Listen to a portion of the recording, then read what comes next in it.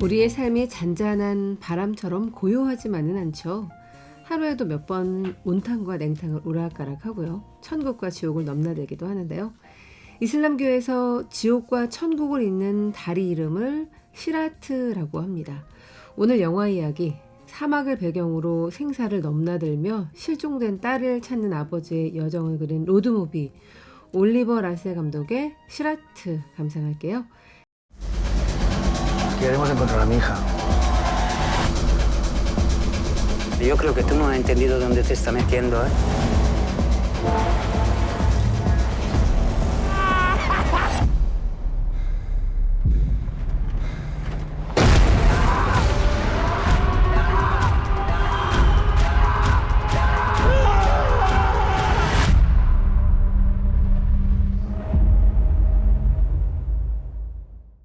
오늘은 2025년 칸 영화제 최고의 작품으로 꼽히는 영화 올리버 라세 감독의 시라트 만나봅니다. 시내21의 이다희 기자, 영화 전문 기자 김현수 씨 나오셨어요. 어서 오세요. 안녕하세요. 네, 첫 장면부터 아주 독특한 분위기의 영화인데 소지섭 배우가 수입했다고 합니다. 칸에서 공개가 됐을 때도 화제였다고요? 이 영화 칸에서 심사위원상 받은 영화여가지고 네. 그 당시에 상영된 직후에도 계속 이거 뭐 받을 것이다라는 이야기가 굉장히 많았거든요. 그래서 이 시라트는 굉장히 저도 좀 궁금한 마음으로 기대를 하고 있었고, 한국에서 개봉을 한다고 해서 정말 설레는 마음으로 보았는데 정말 깜짝 놀라면서 보다가 네. 막 계속 네. 정말 계속 놀라면서 그렇군요. 본 것 같아요. 네. 그 해외 영화제에서 이제 영화를 보다 보면 굉장히 그 예술성 있는 영화들만 내놓으라는 영화들만 모이잖아요. 네. 그러다 보니까 굉장히 좀 대중들이 생각하기에 어려워 보이는, 맞아요. 쉽게 이해하기 어려운 음. 이런 영화들이 이제 대다수인데, 가끔 시라트 같은 영화가 이제 상영을 하면 평론가나 기자들 입장에서는 굉장히 반가운 거죠. 그렇죠. 대사도 별로 없겠다. 그렇죠. 뭐 다양한 언어가 이제 복잡하게 이제 막 대사로 나오고 하면 자막도 읽어야 되고 피곤한데, 이 영화는 자막도 그렇게 필요가 없고, 네. 그리고 또 가만히 있다 보면은 시각적인, 청각적인 충격을 또 안겨주기 때문에 네. 잠도 잘 안 옵니다, 이런 영화들은. 그래서 더 좀 호감도가 있었지 않나 싶기도 한데, 그게 굉장히 흥미로웠던 것이, 이 영화 그 당시 이제 영화제 초반에 이 영화가 뭔가 상을 분명히 받아갈 거다라는 분위기도 있었지만, 굉장히 그 불호의 평들도 굉장히 많았어요. 그 네. 이후에도 그렇고 지금도 계속 그렇죠. 이 호불호가 갈리고 있는데, 이 어떻게 호불호가 갈리는지에 대한 소개를 들으시면 영화에 대한 호기심이 조금 더 올라가실 수도 있을 것 같아요. 네. 그래서 제가 몇 가지 그 인상적인 이제 언론 평 가져와 봤는데요. 버라이어티라는 이제 이 언론사에서는 인간 심리가 극한까지 시험받는 기발하고 아주 컬트적인 비전을 갖고 있는 영화다. 뭐 이렇게 얘기를 한 반면에, 그 가디언이라는 그 영국 언론지에 네. 그 피터 브래드쇼라는 이 평론가가 있는데, 이 평론가는 아주 혹평을 했어요.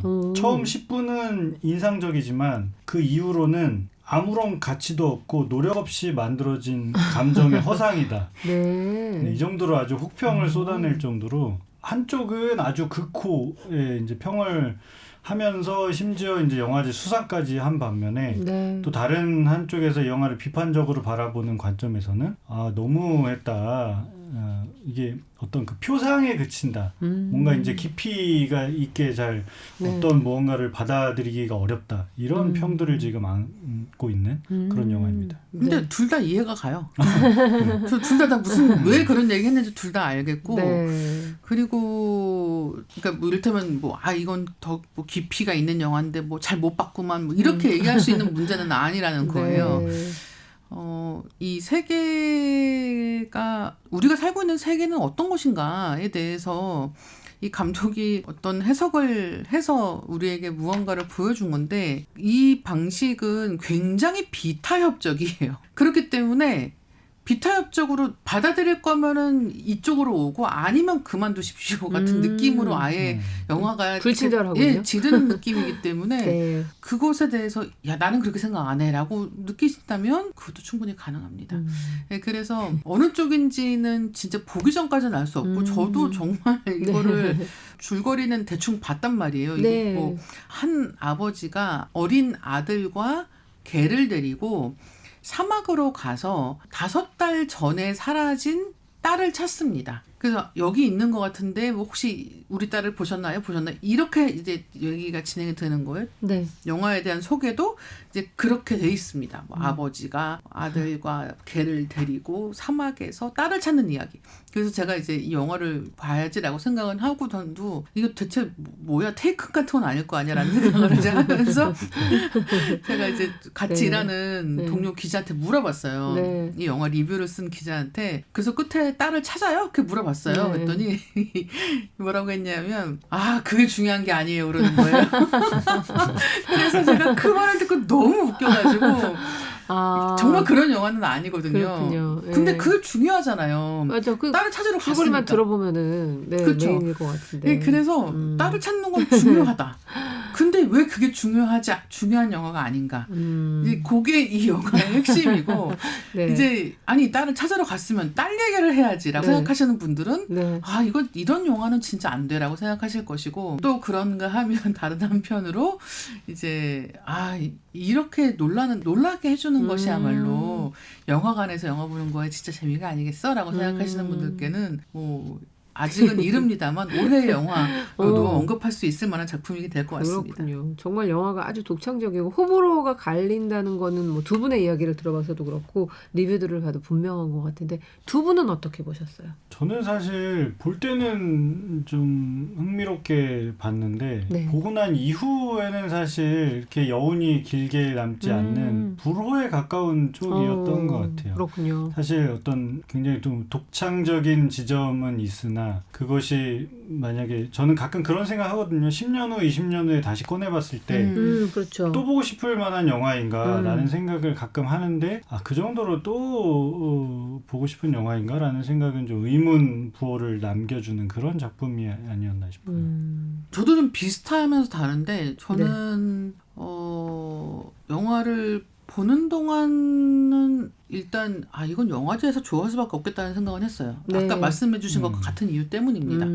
그러니까 그런 굉장히 느리고 긴 리듬으로 진지하게 말을 많이 하는 영화들 사이에서 이렇게 정말 빵빵 사람들을 긴장하게 계속 긴장하고 보게 되거든요. 왜냐하면 무슨 일이 벌어질지 알 수가 없기 때문에. 네. 그래서 이렇게 긴장하게 만드는 영화에 대해서는 영화제의 그 상영 환경 이런 것들을 생각해 보면 좋아할 수밖에 없다라고 생각은 하게 되고 이제 그리고 이 영화가 뭐 지금 김현수 기자님 말씀하신 것처럼 너무 좋다. 그래서 이게 무슨 인생 영화라든가 뭐 10년 후에도 다시 보고 싶은 영화라든가 그렇게 언급할 수 있는가 하면은 그건 또 아닌 것 같아요. 그런데 그렇다고 해서 영화가 별로인가? 저는 너무 영화관에서 볼만한 영화라고 생각하는 거예요. 네.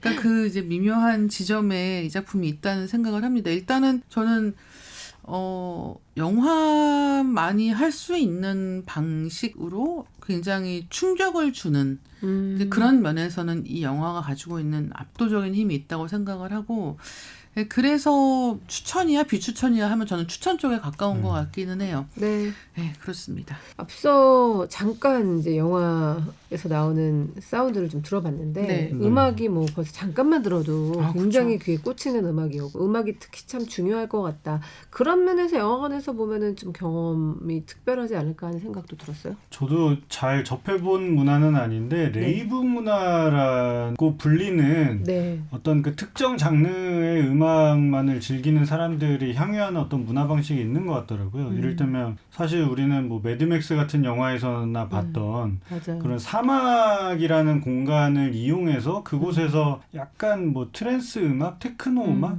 어떤 그 반복적인 그 네. 사람의 어떤 그 심장 박동수와 유사하다고 하는 그런 엄청 비트스를 시끄러운데 듣다 보면 졸립지 않나요? 진짜 맞아요. 굉장히 반복적인. 네. 저는 옛날에 어린 시절에 이런 음악을 늘 그 MC 스퀘어 들으면서 거기서 이제 반복적으로 그런 네. 이게 음악인지 소음인지 약간 헷갈리는 정도의 그런 어떤 반복적인 음악에 심취하는 사람들의 어떤 그런 문화를 이 영화가 좀 표현을 하고 있는 것 같고요. 네. 그리고 실제로 이제 영화의 사운드 트랙이라고 하는 것들이 그 영화에 실제로 어떤 등장하는 음악이라든지 아니면 음향이라든지 이런 것들을 설계하는 데 있어서 좀 독창적인 시도를 많이 한 것 같더라고요. 그래서 칸 영화제에서는 공식 그 상영 수상 부문 말고 그 영화제에 이제 참여하는 다른 이제 언론사 기자들끼리 모여가지고 별도의 이제 수상을 하는 그 항목들이 있는데 사운드 트랙상을 수상을 했더라고요. 그러니까 이전에 이 사운드 트랙상을 수상한 영화들이 뭐 에밀리아 페레즈라든지 존 오브 인터레스트라든지 아네트, 네온 데몬 이런 영화들이 있거든요. 그러니까 좀 독창적인 시도를 하는 음악에 이제 상을 수여를 하는데 이 영화도 이 사운드 트랙상을 받았더라고요. 그래서 영화를 보시면 평소에 좀 접해보지 못했던 음악인데 이 영화에 등장하는 인물들이 왜 이런 음악에 빠져들어서 헤어나올 수 없는가? 그 설명되지 않는 그 인물들 개개인의 어떤 삶에 대해서 좀 생각해 볼 수 있게 만드는 그런 식으로 이제 음악이 좀 사용이 된 것 같더라고요. 그리고 이 영화관에서 보시면 되게 좋은 게 이런 레이브 음악을 듣는다고 해도 많은 경우는 클럽 같은 데서 듣습니다. 어두운 실내에서 듣는단 말이에요. 네. 근데 이 영화는 사막에서 듣는단 말이에요. 뻥 뚫린 사막에서 이 음악을 엄청 크게 틉니다. 네. 계속해서. 그러니까 정말 해본 적이 없는 경험인 거예요. 이렇게 밝은 곳에서 사람이 밀집해 있지도 않은 곳에서 야외에서 이런 음악을 이렇게 틀고 거기서 음악에 맞춰서 몸을 움직인다고? 이게 뭐지? 라는 굉장히 생경한 감각을 경험하게 해주기 때문에 그런 면에서 이제 굉장히 좋다라고 얘기를 할 수 있을 것 같고, 그리고 음악이 하는 역할이라는 것, 특히 이 레이브 음악이 어떤 성격을 가지고 있는가 하는 것도 생각을 해보게 되는 것 같아요. 예를 들면 우리가 뭐 그런 K-팝 데몬 헌터스 같은 걸 들어보면 영화를 보면은 거기서 나오는 K-팝이라고 하는 이 음악 장르가 가지고 있는 특색을 우리가 알 수 있게 되잖아요. 네. 한국에서 만들어서 K-팝이 아니라 이 K-팝이라고 부르는 이 장르의 곡들이 가지고 있는 구조적인 특징이라든가 그렇죠. 뭐 분량이라든가 보컬이 구성되는 방식이라든가 하는 것들이 어떤 이제는 안정화되어 있단 말이에요. 이 레이브라고 하는 음악이 갖고 있는 되게 독특한 영적인 특성이 있는 거예요. 그게 이 영화에서는 굉장히 중요하게 다뤄지고 있는데 아무도 그렇게 대놓고 얘기하지는 않지만 어떤 자기가 살아온 어떤 여러 가지 삶의 굴곡 속에서 이 음악이 주는 해방감이 이들을 얼마나 바꾸어 놓았을 것인가라는 것을 추측하게 만드는 부분들이 있는 거죠. 이것은 종교적인 것과는 다른 거거든요. 종교적인 것과 영적인 건 좀 다른 건데 어떤 종교를 믿는다는 것이 아니라 내가 내 삶에 대해서 가지고 있는 일종의 영성 같은 것을 음악을 통해 발현한다. 같은 것을 이 영화는 음악과 그 음악에 몸을 싣는 사람들의 움직임 같은 것들로 굉장히 잘 보여주고 있습니다. 네. 올리버 라세 감독은 어떤 감독인가요? 네, 국내에서는 사실 거의 잘 알려지지가 않았어요. 왜냐하면 이번 영화가 공식적으로 어떤 뭐 극장 상영을 한 첫 번째 영화이거든요. 그렇군요. 근데 이 감독의 이력을 보시면 이 해외 영화제에서 좀 탄탄한 그 경력을 쌓아온 감독이라는 걸 알 수가 있는데요. You All Are Captain이라는 이제 제목의 장편 영화가 2010년에 네. 이 감독의 어떤 그 데뷔작이었었고요. 데뷔작을 만들자마자 칸 영화제 감독주간 부문에서 이제 상영이 됐었고 두 번째 영화인 미모사라는 작품이 그 2016년에 칸 영화제 비평가 주간 부문에서 상영이 됐었고 그 다음에 이제 세 번째 만든 영화 파이어 윌 컴이라는 영화로 심사위원 그 이제 공식 상영 부문 말고 다른 이제 비공식 상영 부문이 있거든요. 네. 그 상영 부문에서 이제 심사위원상을 수상하기도 했는데 이렇게 차곡차곡 칸 영화제에서 메인 수상 부문 후보 부문 말고 그 이외에 이제 신인 감독들 위주로 이제 수상을 하고 이제 초청을 하는 부문에서 꾸준히 지금 만든 영화들이 모두 칸 영화제에서 주목을 받았던 감독이고 네. 그 이전에 만들었던 영화들의 결도 이 시라트와 약간 비슷하더라고요. 어떤 특정한 사건 중심의 영화가 아니라 인물의 여정을 되게 잔잔하게 따라간다든지 아니면 굉장히 알 수 없는 그 뭔가 상징적인 무언가가 있을 만한 그런 은유적인 방식으로 어떤 캐릭터나 사건을 묘사한다든지 네. 이런 방식의 영화들을 지금까지 계속 만들어 왔었던 것 같고 감독은 프랑스 태생이고 네. 갈리시아인의 이 민족의 피가 흐르는 감독이라고 하더라고요. 그래서 어린 시절부터 이 사진이나 광고, 홍보 이런 데 이제 공부를 많이 했었고 또 어릴 때는 축구 선수 생활도 잠깐 했었는데 어떤 그 민족이나 혹은 뭐 국가 이런 거에 국한되어 있지 않고 스페인을 기반으로 꾸준하게 시라트와 같은 어떤 문제적인 작품의 고민을 계속 이어오고 있는 그런 주목받는 예술영화 감독 유럽 출신의 감독이다라고 생각하시면 될 것 같습니다. 그렇군요. 제목 시라트가 구체적으로 어떤 뜻을 담고 있나요? 이 영화 시작하면은 바로 요 제목 뜻이 나오거든요. 네. 그래서 아랍어로 길 혹은 방식 이런 것을 뜻하는 명사인데요. 동시에 이슬람교에서는 천국과 지옥을 잇는 유일한 다리를 뜻한다고 합니다. 이슬람 경전에 따르면 시라트는 머리카락보다 가늘고 칼날보다 날카로워서 오직 유려운 자만이 건널 수 있다라는 이야기가 있다는데요. 그러니까 이제 벌써 제목부터 이제 쉽지 않다, 험난하다 요거를 알 수 있는 부분이라고 할 수 있죠. 네. 저는 시라트라고 하는 영화가 어떤 이야기일까를 설명할 수 있는 가장 좀 간단한 방식은 이게 아포칼립스 영화라는 거예요.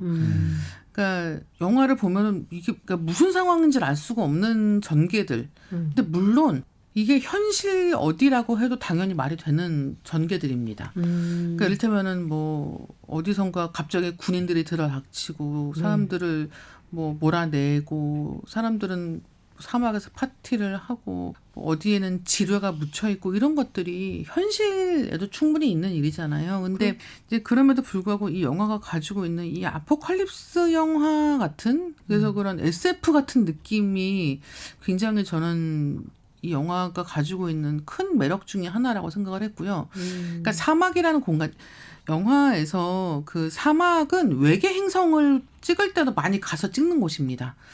그렇죠. 그렇죠. 왜냐하면 여기 맞아요. 뭐 나무나 이런 것들이 없기 때문에 그냥 살벌한 모래와 돌만 있는 바위만 있는 그런 공간 자체가 이제 영화에서 외계 행성을 보여줄 때도 많이 찾는 곳인데 이제 그런 느낌으로 보면은 이 영화가 더 이런 아포칼립스 같은 느낌, 비현실적이면서 탈현실적인 느낌을 굉장히 강조해서 시각 작용을 하고 있다라는 데 생각이 미칠 것 같습니다. 그 영화 보면 그 영화에 등장하는 사람들이 왜 저렇게 살고 있는지 어떤 그 사람들의 어떤 배경이라든지 뭐 과거라든지 이런 게 언급이 전혀 없거든요. 밑도 끝도 없이 시작해서 갑자기 이 사람들을 어떤 고난의 여정으로 몰아넣는 거죠. 그래서 관객들은 사실 영화 보면서 도대체 무슨 상황인지 제대로 인지하지 못한 상태로 영화를 그냥 따라가게 되거든요. 네. 그러다가 갑자기 등장하는 어떤 사건들에 사람들은 이제 깜짝 놀라게 되는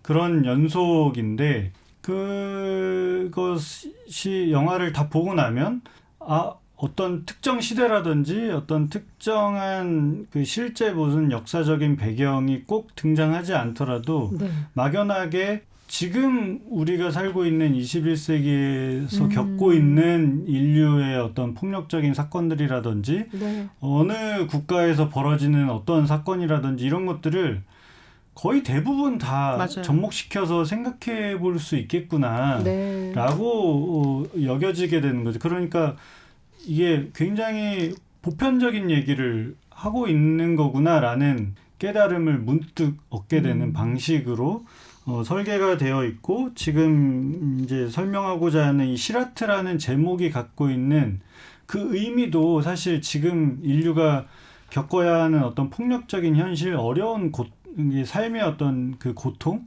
이런 것들을 좀 내포하고 있는 제목이 아닌가 싶은 거죠. 그러니까 이 천국과 지옥을 잇는 굉장히 좀 가느다라고 칼날처럼 날카로워서 사람이, 인간이 쉽게 건널 수 없는 그것이 바로 이 지금 우리가 살고 있는 현실이다.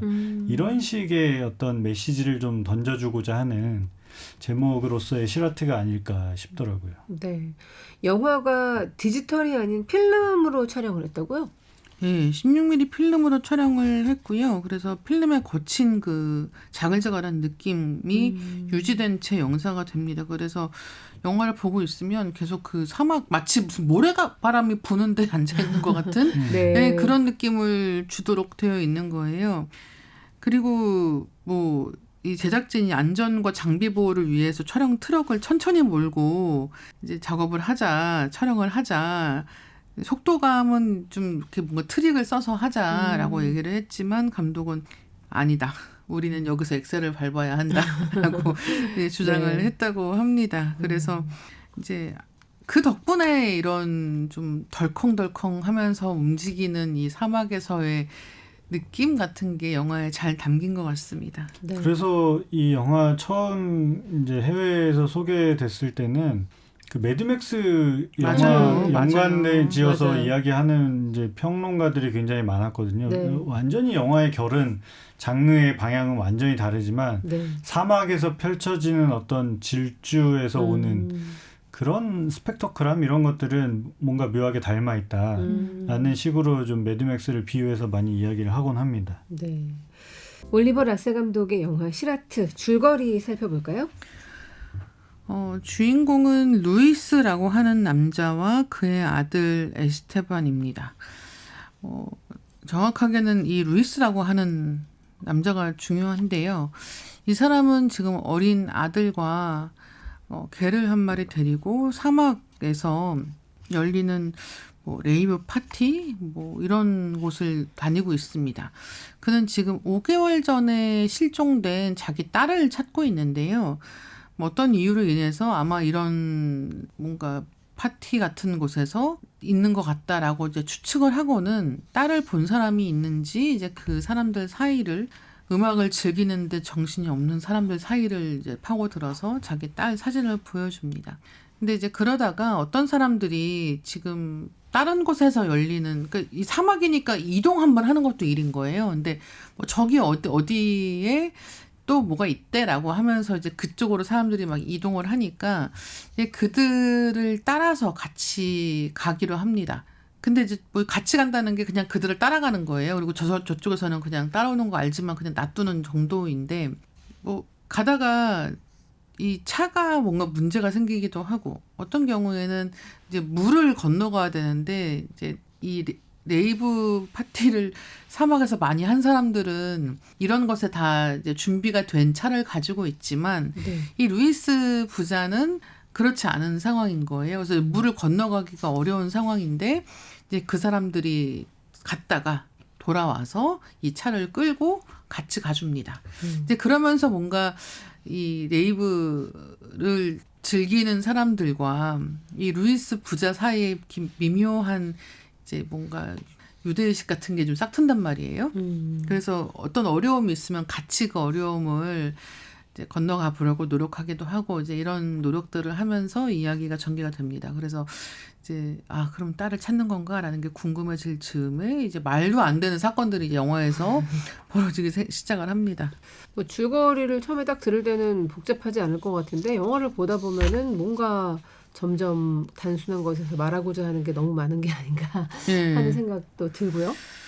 이게 어쨌든 로드무비거든요. 네. 계속 길 위에서 이제 이동하면서 얘기가 진행이 되고 있고 그 이동하는 과정에서 이제 어떤 사건이 생기느냐가 되게 중요할 수밖에 없는데 약간 저는 이 영화를 보면서 아 이거는 너무 종교 경전 같다 구성이. 이 성경 물론 이제 저희가 아까 처음에 이 시라트라는 제목은 이제 이슬람 경전 얘기를 했습니다만 뭐 종교마다 이런 얘기는 다 있어요. 왜냐하면 이게 인간이 살면서 경험하는 가장 심각한 자기 삶에 대한 이구심이거든요. 이렇게 고통스러운 거라면 왜 살아야 되는가? 왜 살아야 되는가에 대한 이 답을 찾는 것이 종교마다 노력하는 부분이란 말이에요. 네. 그러니까 예를 들면은 성경에서 욥기 같은 경우가 이제 이런 맥락에서 되게 얘기할 수 있는 그런 부분들 중에 하나일 텐데 이를테면은 이 신앙심이 깊은 사람에게는 좋은 일만 생기는가? 아니거든요. 이 욥이라는 사람은 굉장히 신앙심이 깊은 사람인데 이 사람의 거의 모든 게 다 사라집니다. 네. 자식은 죽고 이 사람은 건강을 잃고 이래도 믿음을 버리지 않을 거야의 상황에 계속 몰려가는. 근데 그렇다면 이 사람은 그럼에도 불구하고 이 신앙을 유지할 수 있는가? 근데 이제 거기서는 신앙의 문제지만 신앙만의 문제가 아니라 우리가 삶을 사는 것도 어떤 단계까지 우리는 내가 살아 있어야 한다라는 당위를 포기하지 않을 수 있는 것일까 하는 질문들.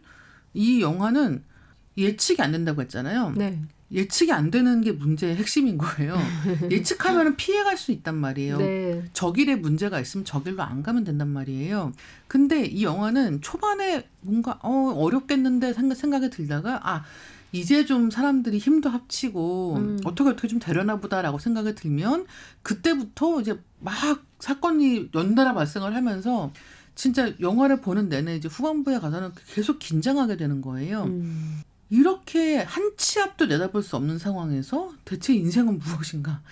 라고 하는 굉장히 좀 종교적이기까지 한 질문을 영화는 끝까지 매달고 있기 때문에 그런 면에서 영화 보고 나서 좀 여러 가지 생각을 해보게 만드는 그런 면이 있지 않나 그렇습니다. 그 영화 홍보할 때 홍보사에서 굉장히 좀 재미있는 홍보를 하던데 처음 이제 이 영화 시사회를 할 때 극장에서 영화 보는 관람객들의 얼굴 반응 이런 것들을 찍어서 이렇게 사람들이 영화 보는 동안 얼마나 깜짝 놀랐는지 이거를 찍어서 홍보 활용을 그런 식으로 많이 하더라고요. 네. 안 그렇겠냐고요. 그러니까 그 정도로 지금 사실 설명만 들어서는 굉장히 좀 어려운고 난해한 영화 아니야 싶을 아니에요. 수 있는데 네. 어떤 그 충격 효과라는 게 그 어떤 블록버스터 영화를 볼 때 느껴지는 깜짝 놀라는 어떤 그런 충격에 못지않는 네.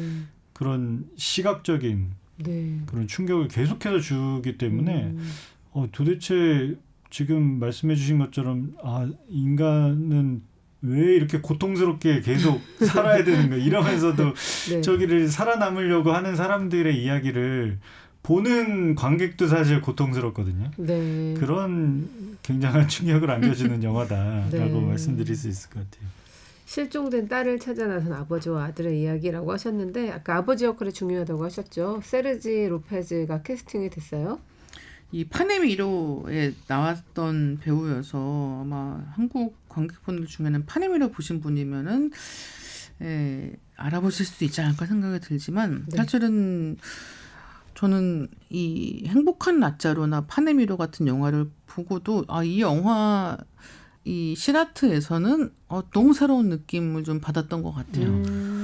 정말 이렇게 계속해서 그 자갈에 갈려나가는 것 같은 퍼석퍼석한 이 상황에 살아가는 이제 아버지 역할을 굉장히 잘 해냈고 그리고 이 영화에서 이 아버지랑 아들을 제외하고는 비전문 배우입니다. 네, 일반인들이었다고요. 네, 그래서 실제로 이제 이 영화 제작 과정을 보면은 영화에 나오는 것 같은 이런 이제 레이버들 중에서 그러니까 이 음악 듣고 춤추고 이런 거 보고서는 이 사람 괜찮겠는데 같은 식으로 캐스팅했다는 거예요. 그러니까 이 영화에서 음악이 얼마나 중요한지를 알 수 있는 거죠. 그러니까 이 그러게요. 음악을 듣고 어떻게 움직여야 되는지를 아는 사람들이 있는 게 네. 연기를 하는 사람보다 중요한 거예요. 음. 예, 그래서 이 영화에서는 애드립이 하나도 없었대요. 아. 예, 왜냐하면 비전문 배우니까 네. 이걸 뭔가 하고 싶은 대로 해볼래라는 자유도를 주는 게 더 음. 혼란을 준다는 그럴 거예요. 수 있겠네요. 그래서 오히려 이 연기라고 하는 부분은 완전히 대본에 짜여진 대로 하는 것이고 그 대신 대사량이 극히 적고 음악이 등장하는 부분을 많이 넣음으로써 그들이 좀 더 편안하게 움직일 수 있게 만들어준 것 같습니다. 그래서 이 캐스팅 과정도 이제 해외 언론에는 많이 소개가 됐었는데 이 감독이 실제로 이런 뭐 축제 현장들을 다니면서 아예 이제 비전문 배우들을 캐스팅해서 이게 영화에 등장하는 아버지 역의 세르지 로페즈랑 그 아들 역할 한 그 두 배우만 배우 활동을 하는 사람들이고 나머지는 다 비전문 일반인들로 캐스팅을 했다는 거예요. 네. 그래서 그 극 중에 보면은 그러니까 한쪽 다리를 잃은 어떤 뭔가 사연이 있어 보이는 그런 사람도 등장을 하는데 실제로 이제 오토바이 사고로 다리를 잃은 그 토닌이라는 사람인데 그 프랑스 거리 축제 공연가로 이제 활동을 하면서 이런 뭐 레이브 문화에 심취해서 이런 공연들을 실제로 다니는 사람이라고 하고 그렇게 돌아다니면서 이런 사람들을 픽업해서 영화에 이제 출연을 시켰다고 하더라고요. 그러니까 영화에서 사실 그 이들이 하는 연기라는 게 거의 그러니까 왜 이렇게 사실적인 것처럼 느껴지는가라고 생각했을 때 정말 진짜 비전문 배우를 데려다가 메소드 연기인 거네요. 네, 그런 걸 이제 시키니까 이게 더 관객 입장에서는 좀 생동감 있게 그리고 낯설게 느껴지게 되는 거죠. 그렇군요. 뭐 영화는 아버지의 여정만 그리는 게 아니라 이 레이버들이 추구하는 삶이나 인간성에 대한 질문도 던지고 있죠. 그렇죠. 어떻게 살 것인가, 어떻게 다른 사람과 관계 맺을 것인가에 대해서 생각을 해보게 되는 부분들이 있고 영화에서 따뜻하게 느껴지는 부분들은 다 거기서 나오거든요. 이렇게 퍼석퍼석한 곳에서 예측할 수 없고 찾는 대상은 눈앞에 나타나주지 않고 이런 상황에서도 그럼에도 불구하고 우리가 이 길 위에서 만난 다른 사람들하고 도와주거나 도움을 받거나 하는 것들이 얼마나 살아있는 것 같은 느낌을 주는가 하는 부분들이 또 나오기 때문에 근데 이 영화에서 특징은 어떤 것도 계속되지 않습니다. 계속되는 게 없어요. 다 이런 건가 싶으면 다 뚝뚝뚝뚝 다 끊겨 있어요. 네. 그렇기 때문에 이제 그것을 받아들이는 게 이 영화를 체험하는 데 있어서 굉장히 중요한 부분인 거예요. 그러니까 우리는 영화를 비롯해서 어떤 이야기든지 어떤 전개가 되면 이런 얘기구나라고 그렇죠. 이제 거기에 주저앉으려고 한단 말이에요. 예. 예. 뭐 사랑에 빠져 그러면 이 사람들이 사랑하는 얘기구나. 뭐 슬픔에 빠져 슬퍼하는 얘기구나. 뭐 거기에 주저앉아서 네. 그 감정을 계속 경험하려고 하는 경향이 있는데 맞아요. 이 영화는 그런 시도를 다 이렇게 뚝뚝뚝 끊어놓습니다. 그게 굉장히 좀 재미있는 부분이 아닌가 느껴져요. 그리고 영화 보는 동안 이 사람들이 어떤 고통받는 상황이라든지 그런 어떤 충격적인 사건에 계속 이제 내몰리게 됐을 때 그런 의문을 계속해서 이제 갖게 되거든요. 그러니까 저 사람들이 뭔가 잘못을 해서 무언가 어떤 자신의 행동으로 인한 어떤 결과로서 이들이 무언가 어떤 상황에 놓이게 되는 게 아니라 그냥 갑작스럽게 이유도 없이 그리고 뭔가 그냥 난데없이 그냥 계속 폭력적인 상황에 이제 내던져지게 되는 거거든요. 그런 이제 어떤 사건의 연속들을 보면서 계속해서 이제 의문이 드는 거죠. 만약에 저 사람들이 그 애초에 이 아빠와 아들의 어떤 호의를 베풀지 않았으면 사실 저 사람들이 겪지 않아도 되는 맞아요. 것 아닐까? 근데 호의를 베품으로 인해서 왜 그런 고통을 받아야 당해야 될까? 이런 이제 의문도 사실 들게 되는 거죠. 그 호의가 없었으면 모두가 다. 네. 근데 사실 생각해보면 저 호의를 베풀지 않았으면 저 아버지와 아들은 딸을 찾을 수가 없는 상황이잖아요. 네. 그 어떤 그 아빠와 아들의 고통을 그냥 마주하고 그들의 손을 잡아주지 않아야 되는데 사실 그런 건 또 어떤 의미가 있는 것인가. 그러면 안 되는 거 아닌가라는 생각도 한편으로 또 하게 되거든요. 네. 그러니까 여러 가지 복잡한 우리가 살면서 누군가한테 호의를 베풀었을 때 돌아오게 되는 나의 어떤 고통, 내가 감내해야 되는 것에 대해서도 한번 생각해 볼 수 있게 되는 그런 일들을 계속 겪게 되죠. 관객들의 반응을 홍보로 활용할 정도로 마지막에 충격적인 반전 두 분도 계속 강조를 하고 있는데 그 영화 제목이 의미하는 것을 확실하게 보여주고 있죠. 그렇죠. 뭐 반전이라고 말을 하니까 반전인 거지. 반전이라고 생각하면 여러분들이 생각하시는 거 있잖아요. 뭐 그냥 충격이죠. 충격. 미스터리가 뭔가 풀리면서 이렇게 확 이렇게 뭔가 이렇게 개안하는 느낌을 주는 예. 느낌이어야 그게 반전이라고 생각하실 그렇죠. 텐데 이 반전은 그런 반전은 아니에요. 그렇죠. 어쨌든 예상치 못했던 충격. 예상치 못했던 일이 벌어진다 정도로 네. 생각하시면 될 것 같고 그게 또 한 번만 벌어지지도 않습니다. 이렇게 이런다고? 된다고? 막 거의. 정말 이런다고라고 네. 생각을 하면서 계속 놀라가 되는 그런 후반부예요. 그래서 이 영화는 뭐 이렇게 뭐 백문의 불의 의견이거든요. 이렇게 설명을 아무리 해도 네. 이거 대체 무슨 일이 벌어진다는 거야. 네. 실제로 보셔야 봐야 합니다. 네, 진짜. 알아요. 이건 진짜 봐야지 알아요. 네, 그리고 네. 정말 아까 제가 얘기했지만 정말 딸을 찾는 게 중요한 영화가 아니었어요. 되게 신기하죠. 그러니까 네. 사실은 이 딸 찾는 거 일종의 메커핀인 거예요. 이게 이 영화를 관통하는 무언가가 될 것 같지만 이 딸을 찾는다라고 하는 거는 이 사람들을 한데 모으는 하나의 작은 이유가 되는 것이고 실제 우리가 경험하게 되는 사건은 다른 거라는 거죠. 그리고 그것은 그 사막에 있지 않은 누구에게도 벌어질 수 있는 일이라고도 생각하시면 될 것 같습니다. 네. 영화 시라트 한 줄 감상평 들어볼게요. 저는 이렇게 정리했는데요. 음악을 폭력을 음악처럼 표현한 영화. 굉장히 좀 독특한 시도를 아주 청각적으로 해주는 그런 영화다. 가서 극장에서 직접 느껴보셔야 하는 영화라고 느꼈습니다. 네. 저는 옛날에 한국에서 엄청나게 인기가 있었던 신인숙 작가의 아르미안의 내 딸들이라는 만화가 있거든요. 네. 그 영화에서 진짜 유명한 명대사가 있습니다. 그게 뭐냐면 인생은 언제나 예측불허 그리하여 생은 그 의미를 갖는다라고 하는 문장이 나오는데 이 영화에 또 적용이 되는 문장이 아닌가 생각해서 이걸로 하겠습니다. 네. 그래서 오늘 올리버 러셀 감독의 영화 시라트 시네 11의 이다혜 기자 영화 전문 기자 김현수 씨와 함께 만나봤습니다. 고맙습니다. 감사합니다. 감사합니다.